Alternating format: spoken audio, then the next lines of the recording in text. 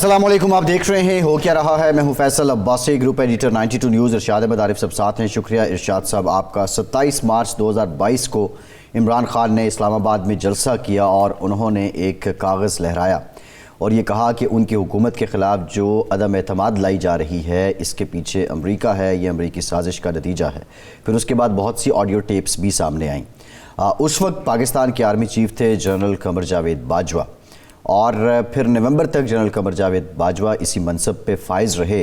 इस सारे दौरानिए में इमरान खान मुख्तलिफ़ इस्तारों के साथ तनकीद करते रहे जनरल कमर जावेद बाजवा पे और इस्टेब्लिशमेंट पे, लेकिन अब एक उन्होंने बैनुल अक़वामी इदारे को इंटरव्यू दिया और इसमें वो खुलकर सामने आ गए हैं और वो बाज़ाब्ता नाम लेते हैं जनरल कमर जावेद बाजवा का और उन्हें सुपर किंग कहते हैं। इमरान खान ये भी शिकवा करते नज़र आते हैं कि वज़ीर-ए-आज़म तो वो थे लेकिन इख्तियार का जो मंबा थे, इख्तियारात सारे उस वक्त के आर्मी चीफ के पास थे। अब ये बातें क्यों सामने आ रही हैं? माजी में भी हमने देखा कि मुख्तलिफ़ अदवार में वो वज़ीर-ए-आज़म जो अपने ओहदों से उतरे तो वो एक एंटी इस्टेब्लिशमेंट बयानियाँ लेते हैं, लेकिन फिर बाद में वो वहीं से खैर मांग रहे होते हैं जहाँ से वो समझते हैं कि उनके ख़िलाफ़ साजिश भी हुई है। इस सारे मामले पे बात करेंगे, लेकिन पाकिस्तान के अवाम की जो हालत है वो दिगरगूं है। पाकिस्तान की मुआशी हालत इस वक्त इंतहाई पतली है। लोगों को दो वक्त की रोटी के लाले पड़े हुए हैं और IMF की शराइत पे अमल दरामद का आगाज़ भी हो गया है, लेकिन ये 9th रिव्यू फ़ाइनल कब होगा, उसके बाद क्या होगा, पाकिस्तान कब तक सस्टेन करेगा, $3 बिलियन से कम के हमारे पास ज़खायर हैं, इस पर मुफस्सल बात करेंगे। इरशाद साहब, मरियम नवाज़ साहिबा जो हैं वो जनरल फैज़ साहब का नाम ले रही हैं, फिर वो साबिक चीफ जस्टिस साकिब निसार को बाबा रहमता के लक़ब से पुकार रही हैं, वो उन पे शिकवे कर रही हैं। इमरान खान जनरल बाजवा पे शिकवे कर रहे हैं। क्या वाक़तन ये सियासतदान इतने बेबस होते हैं और ये सारी जो है ये सिर्फ सरमोनियल होते हैं? ये एक दूसरे को जो कठपुतली कहते हैं, क्या वाक़तन ये कठपुतली होते हैं, इख्तियारात कहीं और होते हैं? वो अल्लामा का शेर है, उसका एक मिसरा है कि कब खुला तुझ पर ये राज इनकार से पहले के बाद। हमारा जो अलमिया है, जो बात इमरान खान कह रहे हैं, जो इससे पहले जनाब नवाज शरीफ साहब कहते रहे हैं, अपने दौर में ज़रदारी साहब गिला शिकवा करते थे जनरल कियानी के हवाले से, नवाज शरीफ साहब जनरल राहिल शरीफ के हवाले से, जनरल बाजवा के हवाले से, अब ये बाजवा साहब के हवाले से इमरान खान भी कह रहे हैं।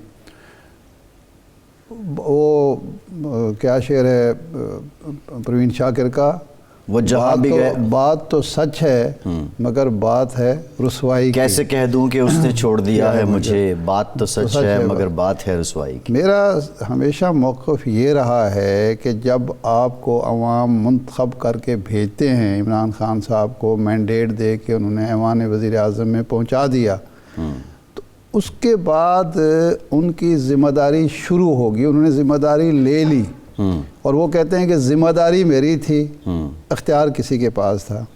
उस वक्त आप अवाम को क्यों नहीं बताते या दोबारा अवाम के पास क्यों नहीं चले जाते? अगर आपको गलत सलत मशवरे भी मिल रहे हैं, आप पर दबाव भी डाला जा रहा है, आपके इख्तियारात को इस्तेमाल किया जा रहा है और आप मुँह में घुंघनियाँ डाल के बैठे हुए हैं और हुकूमत के मज़े ले रहे हैं, और जब आप फारिग हो जाते हैं या आपको फारिग कर दिया जाता है तो उसके बाद आपको याद आता है कि मेरे साथ तो ये भी नहीं था, तो मेरे साथ तो वो भी नहीं था, मेरे साथ ये वो कर रहा था और वो ये कर रहा था। तो ये नहीं बात। देखें, हमारे यहाँ तो ऐसी बदकिस्मती से मिसाल ही नहीं है कि किसी ने सिर्फ़ इसलिए वज़ारत उज़्मा से इस्तीफ़ा दिया हो किसी उसूल की बुनियाद पर कि जनाब मुझे काम नहीं करने दिया जा रहा, मैं ये ज़िम्मेदारी नहीं ले सकता। लेकिन दुनिया में ऐसी मिसालें मौजूद हैं। ये अर्दवान की आपको याद होगा कि जब वो आए पहले नाअहल किया गया उनको, उन्होंने अब्दुल्ला गुल को बनवा दिया। उसके बाद जब वो आए तो उनके रास्ते में रुकावटें खड़ी की, उन्होंने इलेक्शन कॉल किए। उन्होंने कहा कि जनाब हम दोबारा अवाम के पास जाएंगे, हमारे पास ये आधा अधूरा इक़्तिदार जो है ये मुझे वारा नहीं खाता। कई और जगह अभी रिसेंटली ट्रूडो ने कनाडा में, हाँ बिल्कुल, हालांकि एक सीट का फ़र्क पड़ा है उनका, उन्होंने इलेक्शन कॉल किया। ये उस वक्त काम नहीं करते, अवाम को भी नहीं बताते और उस वक्त सेम पेज के नारे भी लग रहे होते हैं। بلکہ عمران خان نے تو خیر ایسا نہیں کیا، ان سے کہا گیا کہ اس کو نکال دیں، اس نے نہیں کیا۔ نواز شریف صاحب نے تو اپنے وزیروں کی قربانیاں دے دیں، اور قابل وزیروں کے ٹھیک ہے نا۔ تو زرداری صاحب کے دور میں بھی یہ کچھ ہوتا، تو یہ بعد میں کیوں باتیں یاد آتی ہیں؟ میرا یہ ہمیشہ اس پہ ہم ذرا ڈیٹیل بات کرتے ہیں، اکانومی کی بات کر لیتے ہیں۔ مزمل اسلم صاحب نے ہمیں جوائن کیا ہے، معیشت دان بھی ہیں، عمران خان صاحب کی حکومت کے ترجمان بھی رہے ہیں۔ مزمل اسلم صاحب، ہم سیاسی اس بات پہ تو نہیں جانا چاہ رہے، لیکن اس وقت جو IMF کی شرائط ہیں اس پہ عمل درآمد بھی شروع ہو گیا ہے، بوجھ پھر سے عوام اٹھائیں گے، لیکن یہ 9th ریویو آپ کو کیا لگتا ہے یہ کب تک IMF مزید لٹکائے گا، اور IMF کا مقصد کیا ہے؟ کچھ شنید ہے کہ مارچ کے آخر تک جائے گا، کوئی اپریل کا کہہ رہا ہے، کوئی مارچ کے اوائل کا کہہ رہا ہے۔ آپ کی دانش میں کیا بات سمجھ آ رہی ہے، اور اب اس لیت و لال کا مقصد کیا ہو سکتا ہے جب ساری شرائط حکومت پاکستان مان بھی رہی ہے؟ دیکھیں جی، شکریہ صاحب۔ سب سے امپورٹنٹ چیز یہ ہے کہ آپ یہ دیکھیں، میں پروسیجر سمجھا دیتا ہوں آپ کو۔ نمبر 1 پروسیجر یہ ہے کہ IMF کے 3 حصوں میں ریویو ہوتا ہے۔ نمبر 1 ہوتا ہے ٹیکنیکل ریویو، ٹھیک ہے۔ ٹیکنیکل ریویو میں جو ہے IMF جتنے بھی اہداف ہوتی ہے ان کو دیکھتی ہے کہ آیا آپ کے اہداف پورے ہو گئے کہ نہیں ہوئے۔ اگر اہداف پورے ہو گئے تو پھر وہ آگے کے اہداف کی بات کرتی ہے کہ آگے کے دنوں کے اہداف کیسے پورے کرنے۔ تو انفارچونیٹلی جو دسمبر کے جو ہمارے معاشی ٹارگٹس تھے اس کے اہداف پورے نہیں ہوئے۔ ساتھ ساتھ کچھ پالیسی اسحاق صاحب کی ایسی تھی جس کو جو ہے وہ پریفر نہیں کر رہے تھے IMF والے، جیسے کہ روپے کی قدر کو روک کے رکھ دیا تھا انہوں نے، گیس کی قیمتیں بڑھانے کا مرزا اسماعیل نے وعدہ کر دیا تھا، وہ نہیں ہوا، بجلی کی قیمتیں بڑھانے کا وعدہ کیا ہوا تھا، امپورٹ پہ پابندیاں لگا دی تھی۔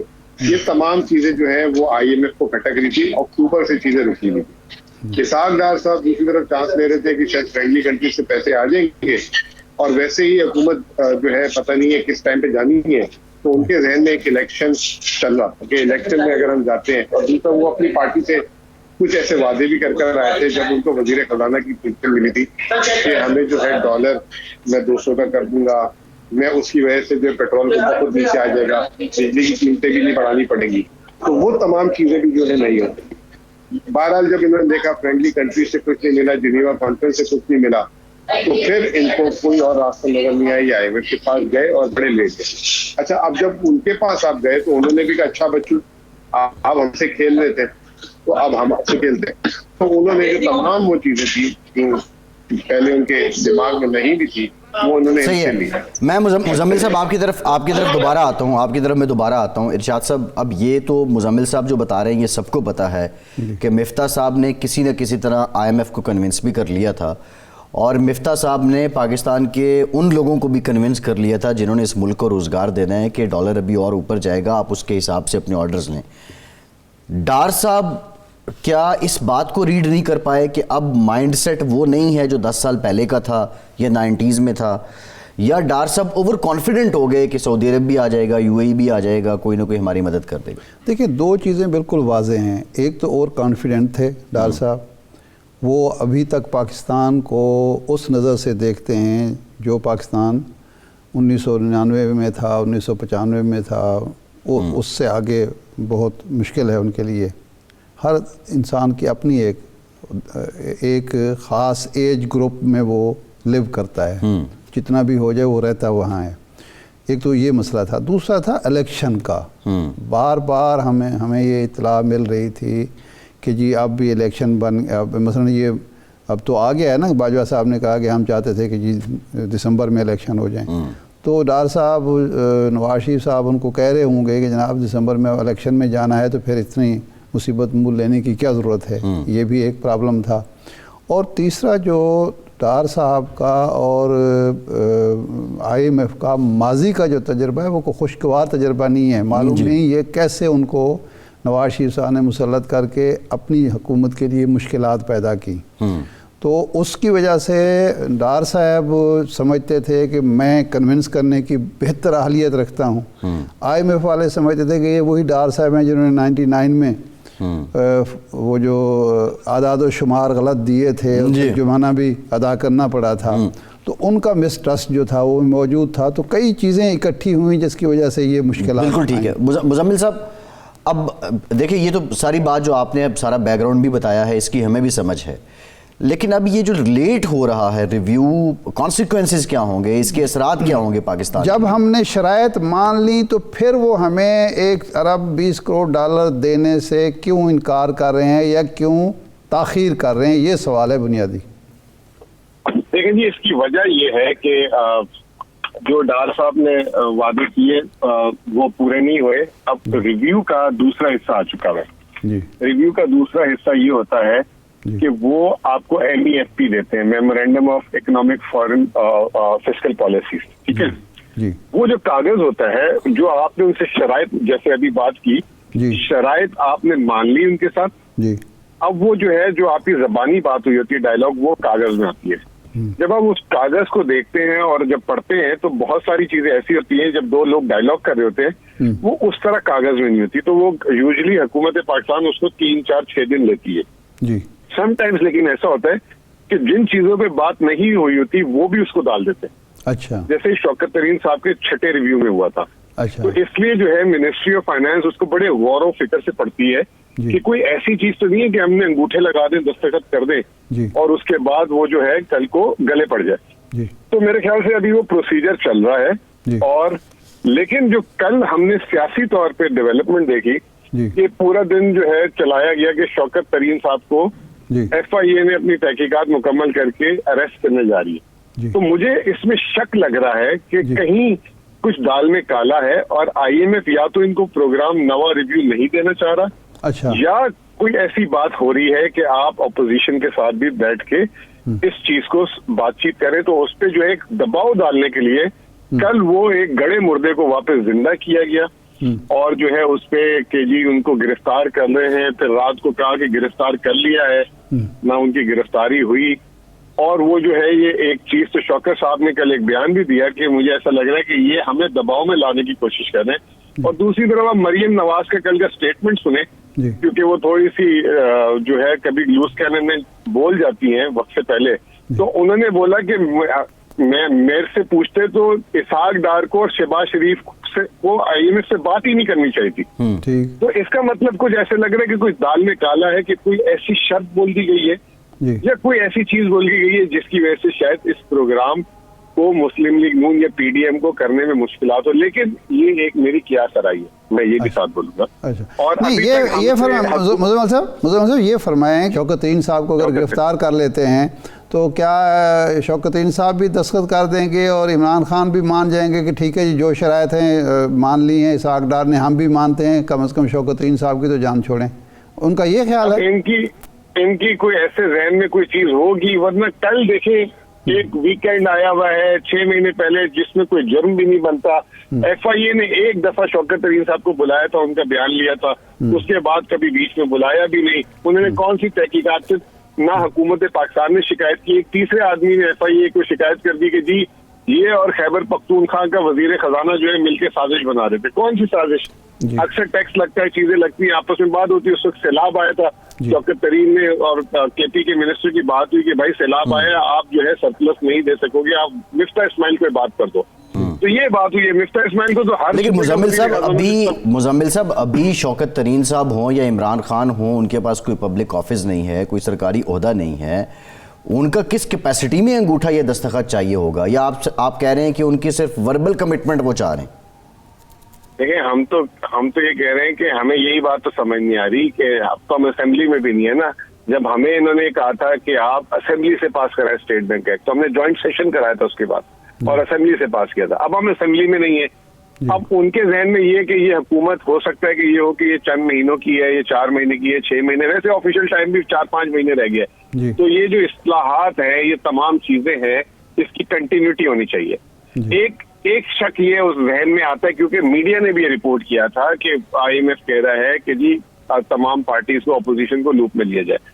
دوسری چیز یہ ہے کہ ٹرسٹ ڈیفیسٹ اتنا بڑھ چکا ہوا ہے، جو ابھی بات ہو رہی تھی کہ کیوں نہیں دیا، تو شاید ہو سکتا ہے کہ جن باتوں پہ انہوں نے ایگریمنٹ کیا ہے، IMF کہہ رہی ہوگی پہلے آپ وہ تمام چیزوں کو لاگو کر دیں، پھر ہم آپ کو جو ہے 10 اگست اسٹاف لیول ایگریمنٹ جسے کہتے ہیں وہ کر لیں گے. پھر اس کے 2-3 ہفتوں میں جو ہے بورڈ میٹنگ ہو جائے گی, آپ کی رقم ریلیز کر دیں گے. دوسری پاسبلٹی یہ ہو سکتی ہے. اچھا, لیکن ایم ای ایف پی ہمارے ہاتھ میں تو ہے نہیں, وہ حکومت پاکستان. لیکن پروسیجر میں نے آپ کو سمجھا دیا کہ ایم ای ایف پی جب آتا ہے تو ذرا سا 2-3-4 دن لگ جاتے ہیں, کبھی کبھی 1-2 ہفتے بھی لگ جاتے ہیں, کیونکہ کوئی ایسی چیز جو بات نہیں ہوئی اس میں آ جاتی ہے تو پھر حکومت واپس ان سے بات چیت شروع کرتی ہے. اچھا مزمل صاحب, کل ڈاکٹر اشفاق حسن خان ہمارے پروگرام میں تھے. ان کا خیال یہ تھا کہ یہ ایک تو ان کا یعنی ایک اندیشہ تھا یا خدشہ تھا کہ پاکستان کو ڈیفالٹ کرانا چاہتے ہیں. آئی ایم ایف کی خواہش یہ ہے تاکہ یہ گھٹنوں پر آ کے جو کچھ اب بھی تھوڑی بہت وہ ہے لچک نہیں دکھا رہے وہ دکھا لیں. اور شبر زیدی صاحب کہتے ہیں جی ڈیفالٹ کرنے سے تو پاکستان ترقی کرے گا. یوکرین نے بھی ڈیفالٹ کیا, روس نے بھی کیا, اس کے بعد پھر ترقی ہوئی. تو اس حوالے سے آپ کیا کہنا چاہتے ہیں کہ کیا یہ اندیشہ موجود ہے کہ یہ ڈیفالٹ کرانا چاہتے ہیں؟ اور یہ دوسری جو شبر زیدی صاحب جو آپ کے دور میں ہیں, ایف بی آر کے سربراہ تھے, ان کی منطق کو آپ کس طرح دیکھتے ہیں؟ دیکھیں, میں ذرا سا نا اس کو اب آئی ایم ایف کے پس منظر سے بات کرتا ہوں. آئی ایم ایف جب یہ حکومت آئی تو انہوں نے اگست میں پروگرام ان کو دے دیا تھا اسماعیل نے, جس میں مٹھائیاں بھی بانٹی تھی, مبارکبادیں بھی ہوئی تھی. اس کے بعد اگست کے بعد بجائے امپروومنٹ آنے کے معیشت میں اور تیزی سے گراوٹ آئی. الٹا مفتاح اسماعیل اور شہباز شریف کے ذہن میں یہ تھا کہ اس وقت ہم کر لیں گے تو 6-8 مہینے کے لیے معیشت سنبھل جائے گی, تو ہم معیشت سنبھال لیں گے تو پھر ہم الیکشن میں بھی بڑی عزت سے جائیں گے. تو آئی ایم ایف ہو سکتا ہے, دیکھیں اب آئی ایم ایف کی آپ ذرا سے نا شو میں پیر ڈالیں. آئی ایم ایف یہ سوچ رہا ہوگا کہ یہ اگر ہم ان کو $1.25 ارب دے بھی دیتے ہیں, $3 ارب سے کم ان کے ذخائر ہیں, ان کی $8 ارب اس سال کی ادائیگی ہے, اس کے علاوہ پورٹ میں مال الگ ہے, لوگوں کے جو ڈپازٹس ہیں وہ الگ استعمال کر گئے ہوئے, اگلے سال پھر $25-30 ارب چاہیے. اگر ہم ان کو پروگرام واپس دے دیتے ہیں اور اس کے باوجود بھی اگر یہ ادائیگیاں پوری نہیں کر سکے تو دنیا یہ کہے گی کہ جو آئی ایم ایف کے ایک بارے میں ایک مشہور ہے چیز کہ اگر آپ آئی ایم ایف پروگرام میں جاتے ہیں اور ڈیفالٹ نہیں ہوتے, اگر Pakistan I M F programme کے بیچ میں نوا ریویو کے اپروول کے بعد ایسی کوئی صورتحال ہو گئی تو آئی ایم ایف کی کریڈیبلٹی بھی بہت ہارڈ ہو سکتی ہے. تو ہو سکتا ہے کہ آئی ایم ایف بھی بہت اس میں سوچ بچار کر رہا ہو. اب بات آپ نے شبر زیدی والی کی, میں اس میں یہ کہہ دوں کہ جی میں سمجھتا ہوں کہ پاکستان کے اب جو پچھلے 10 مہینے میں جو نقصان ہوا ہے نا, اس کے بعد پاکستان اب قرضے اتارنے کی پوزیشن میں نہیں ہے. اب ایکسپرٹس جو انڈیپینڈنٹ ایکسپرٹس ہیں, انٹرنیشنل, لوکل, ابھی سابق گورنر اسٹیٹ بینک نے بھی لکھا, شوکت طریب نے وائٹ پیپر دیا, اس میں بھی لکھا کہ پاکستان کو آئی ایم ایف کے تھرو ہی ڈیٹ ری شیڈیولنگ اور ڈیٹ ری پروفائلنگ پہ جانا ہوگا کہ قرضہ معاف نہیں, قرضے کی میعاد کو بڑھا دیں تاکہ پاکستان کو کم قرضہ اتارنا پڑے اور پاکستان اپنے معیشت کے ٹریک میں آ جائے. اگر آپ یہ کرتے ہیں وقت سے پہلے, دیوالیہ دینے سے پہلے, تو وہ معیشت پھر ترقی کرتی ہے اور اس کی تنزلی اس کی شرائط کچھ اور نہیں ہوگی. مزمل صاحب کیا اٹس این ایزی ٹاسک کہ وہ ڈیٹ ری شیڈیولنگ کر دیں, ری اسکیجولنگ کر دیں, اور یہ بہت ایزی ہے؟ اس کے لیے تو کوئی نئی شرائط آ جائیں گی, پھر اس کا ایک پولیٹیکل ایلیمنٹ آ جائے گا. آبویسلی دیکھیں آپ کے اندر چوائس نہیں ہے نا بھائی. اب آپ کو جو ہے ایسی سرجری کرانی ہی کرانی ہے جو اینٹی بایوٹک سے کام نہیں ہو سکتا, تو آبویسلی اس میں سختیاں آئیں گی, اس میں شرائط ایسی آئیں گی, آپ کو جو ہے اپنے بہت ساری چیزوں کو کٹ ڈاؤن کرنا پڑے گا.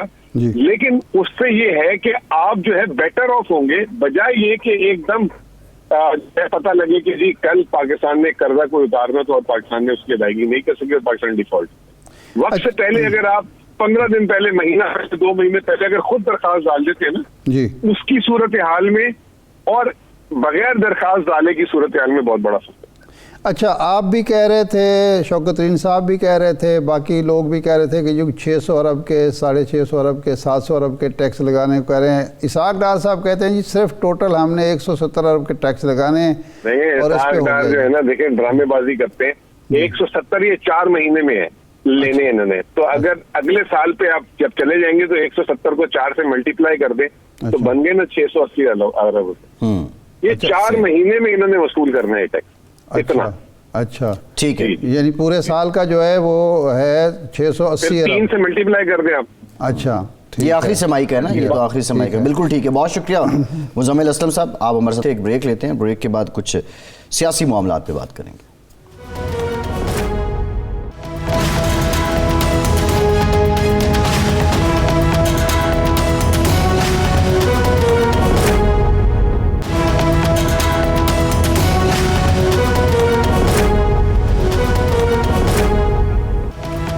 ब्रेक के बाद एक बार फिर से आपको खुशामदीद कहेंगे। हमें ज्वाइन किया है कमोडोर रिटायर्ड सैयद मोहम्मद उबैदुल्ला साहब ने, और उबैदुल्ला साहब को हमने ज़हमत इसलिए दी है कि एक इंतहाई शानदार किस्म का मुजाहरा हो रहा है। पाकिस्तान की जो बहरी फ़ौज है सॉरी पाक बहरिया की मश्क अमन जारी है, और इसके साथ साथ मैरीटाइम एक्सपो पाकिस्तान में पहला जारी है। बहुत से क्वेश्चंस हैं पाकिस्तान के जो इस वक्त हालात हैं बिलखुसूस मईशत के, उसमें इस एक्सपो का क्या किरदार हो सकता है, और ये जो अमन मश्क है इसका तसव्वुर क्या है।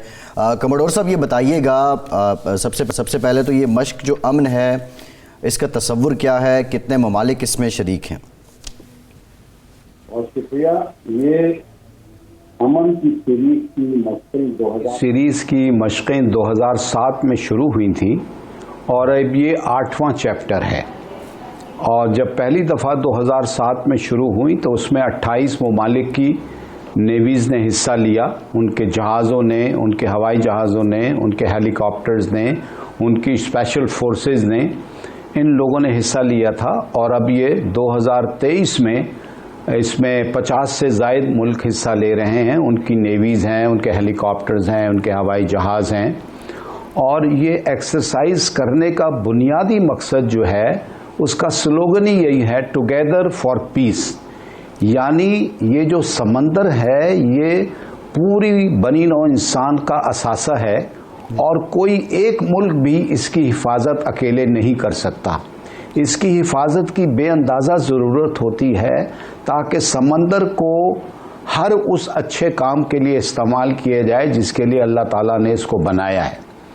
तो ये हम आइडिया पाकिस्तान नेवी का था, उन्होंने दूसरी नेवीज़ को इनवाइट किया, और अल्हम्दुलिल्लाह 28 मुल्कों से लेके अब हम 50 मुल्कों की फ़ौज तक पहुंच गए हैं। और दूसरा हमारा जो हदफ इसका होता है और है जो वो है मैरीटाइम डिप्लोमेसी का, यानी पाकिस्तान की जो डिप्लोमेसी ओवरऑल है फॉरेन ऑफिस की, उसके अंदर ये डिप्लोमेसी बहुत मुआविन साबित होती है किसी भी मुल्क को आइसोलेशन से निकालने के लिए।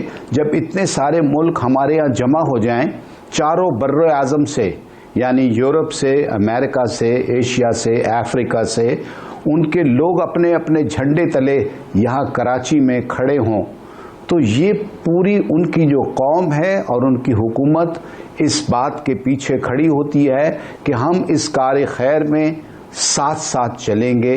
और वो कार खैर क्या है? वो ये है कि ये जो आबी गुजरगाहें हैं, यानी जिस तरह सुपर हाईवे है, गाड़ियां चलती हैं या ट्रेन पे पटरी पे चलती है, इस तरह इसको महफूज रखा जाए बनी नौ इंसान के लिए। अच्छा कमर साहब, एक तो इसका पहलू है सिक्योरिटी का, जो आप खारजा पॉलिसी के हवाले से बात कर रहे हैं कि इतने मुल्क अगर होंगे तो सिक्योरिटी भी हमारी इंश्योर होगी।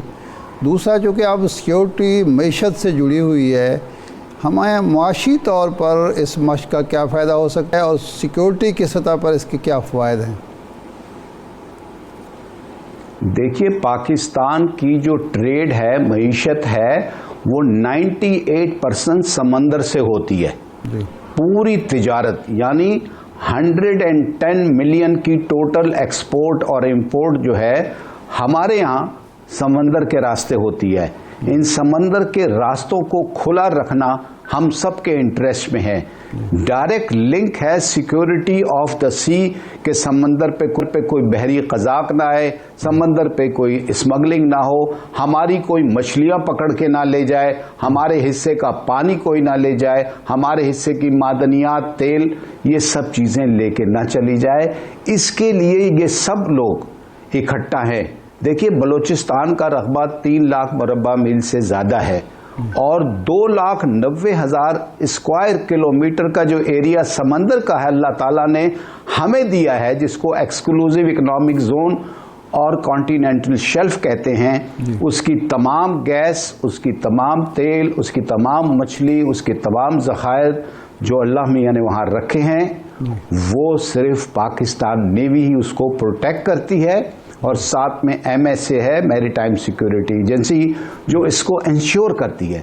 जब हम इन सब मुल्कों के साथ मिल के काम करते हैं تو یہ کام ہمارے ان اہداف کی طرف ہوتے ہیں کہ ہمارے ذخیروں کو کوئی نہ لے جائے اور دوسرے کے ذخیروں کو ہم نہ چھیڑیں۔ کموڈور صاحب لاسٹ کویسچن آپ سے بریف کمنٹ کیجیے۔ ساتھ ہی ہم یہ بھی دیکھ رہے ہیں پاکستان انٹرنیشنل میری ٹائم ایکسپو بھی پاکستان میں پہلی بار اور کانفرنس منعقد ہو رہی ہے، اس سے کیا پیغام جا رہا ہے دنیا کو، اور ہمارے یہ جو پاک بیریئر سے ریلیٹڈ جو پروڈکشنز ہیں کیا دنیا اس میں دلچسپی کا اظہار کر رہی ہے؟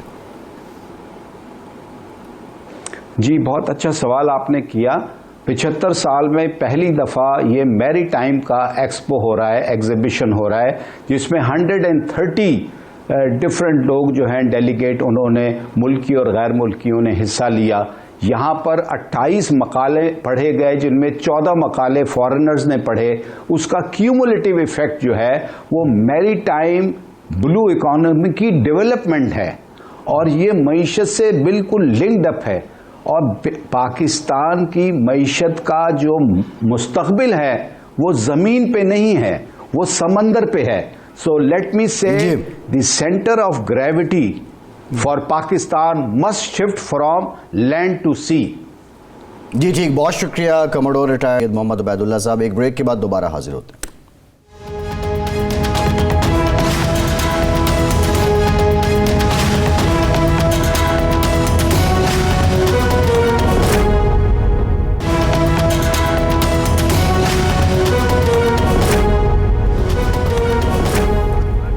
بریک کے بعد ایک بار پھر سے آپ کا خیر مقدم کرتے ہیں۔ ارشاد صاحب، رانا ثناء اللہ صاحب نے یہ کہا ہے کہ ایف آئی اے نے اجازت مانگی تھی شوکت ترین صاحب کو گرفتار کرنے کے لیے، ہم نے اجازت دے دی ہے، اور بنیادی وجہ یہ ہے کہ جو ان کی ایک آڈیو ٹیپ سامنے آئی تھی جس میں وہ پنجاب کے اور کے پی کے وزیر خزانہ کو کہہ رہے تھے کہ آپ نے آئی ایم ایف والے پیپرز جو ہیں ان پہ دستخط نہیں کرنے ہیں۔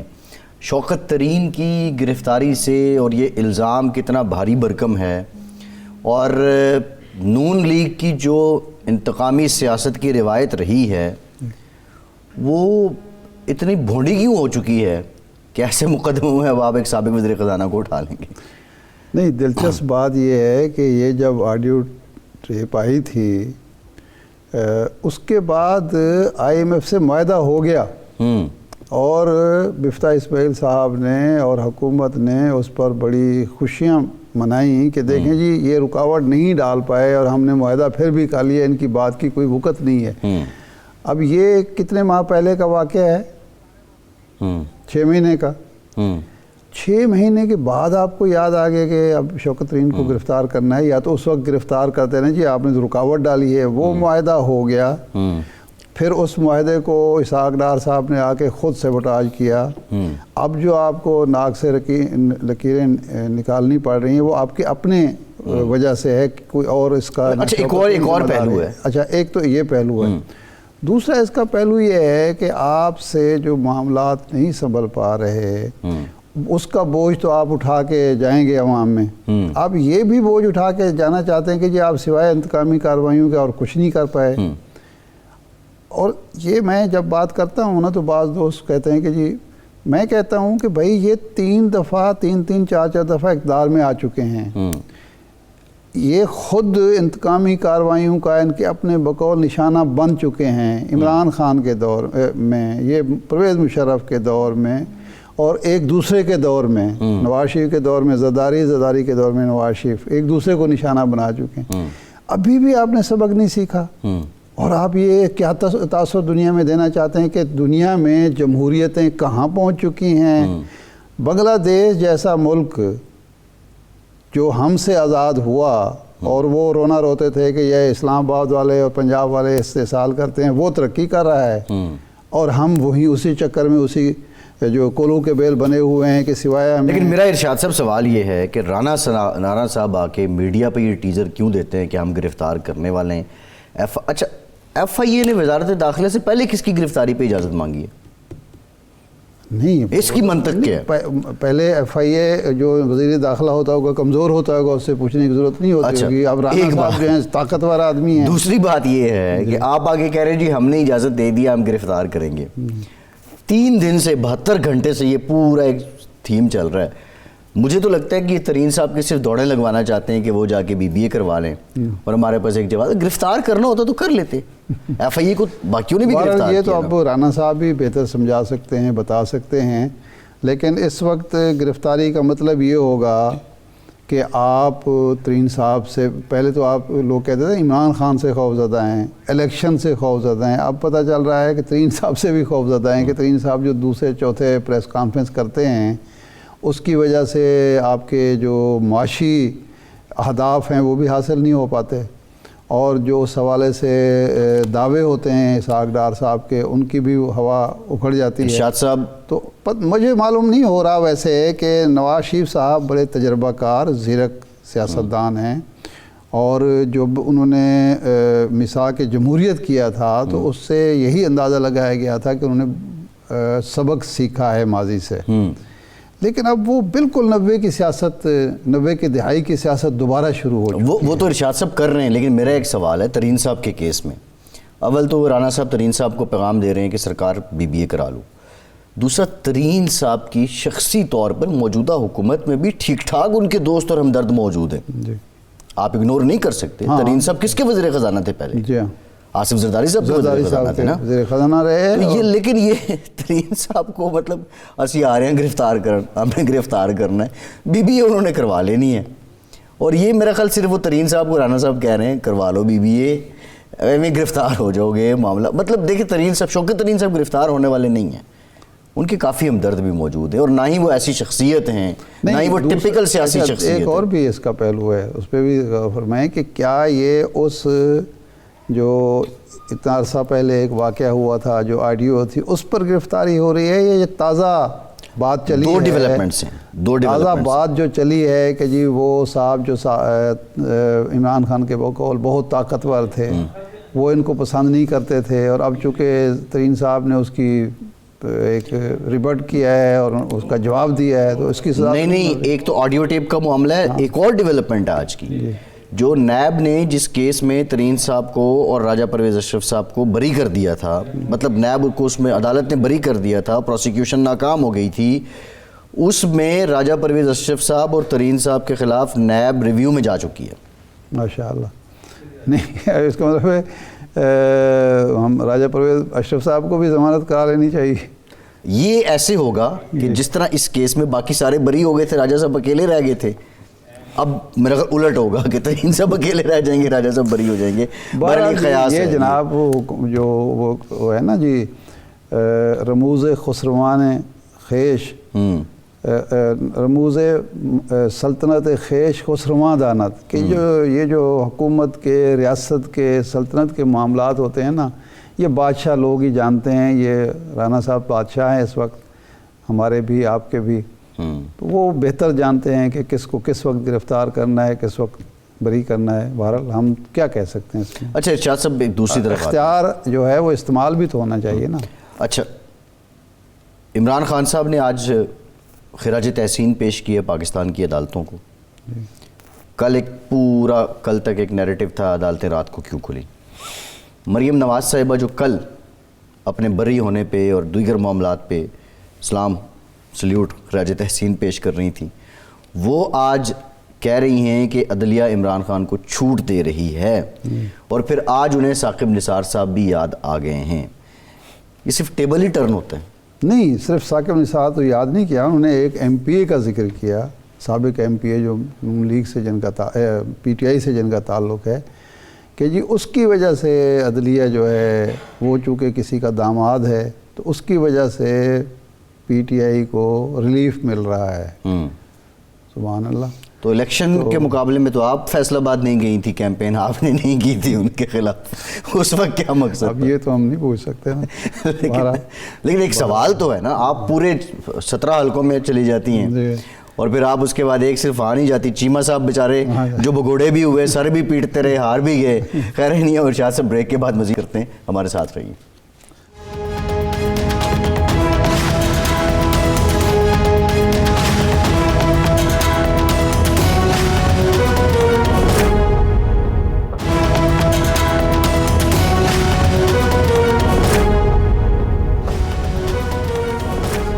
بریک کے بعد ایک بار پھر سے آپ کا خیر مقدم کرتے ہیں. ارشاد صاحب، شوکت ترین صاحب کی گرفتاری، رانا صاحب کہتے ہیں جی اٹل ہے، ہم آپ کو گرفتار کریں گے. پہلے بھی ذکر کیا تھا کہ اگر گرفتار کرنا تھا تو بہت سے طریقے تھے.